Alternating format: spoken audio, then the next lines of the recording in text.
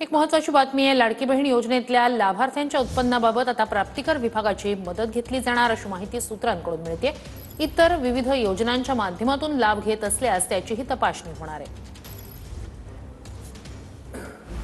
लाडकी बहीण योजनेचा गैरफायदा घेणाऱ्यांना शोधण्यासाठी आता राज्य सरकार प्राप्तिकर विभागाची मदत घेणार असल्याची माहिती सूत्रांकडून मिळते।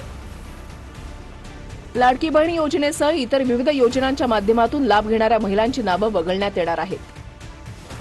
2.5 लाखांपेक्षा जास्त उत्पन्न असलेल्या लाभार्थ्यांना या योजनेतून वगळण्यात येणार आहे। दरवर्षी जूनमध्ये लाभार्थी महिलांना आपली माहिती सरकारकडे अपडेट करावी लागणार आहे।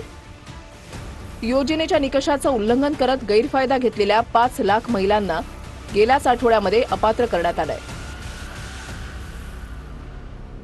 योजना अतिशय उत्तम आहे आणि आमचं सरकार आलं असतं तर आम्ही 3000 रुपये देणार होतो आणि यातली एकही महिला आम्ही कमी केली नसती, हे आम्ही आधीच ठरवलं होतं। त्याच्यामुळे हे म्हणजे काय पद्धतीने खरं तर हे दुर्दैव आहे। निवडणूक झाल्यावर की ज्यांच्या घरात 4 चाकी वाहन आहे, ज्यांचं महिना पगारच त्यांना 40,000 रुपये, 30,000 रुपये, 50,000 रुपये, 60,000 रुपये खाजगी असेल पण आहे, अशांना पण त्याचा त्यांनी लाभ घेतलेला आहे।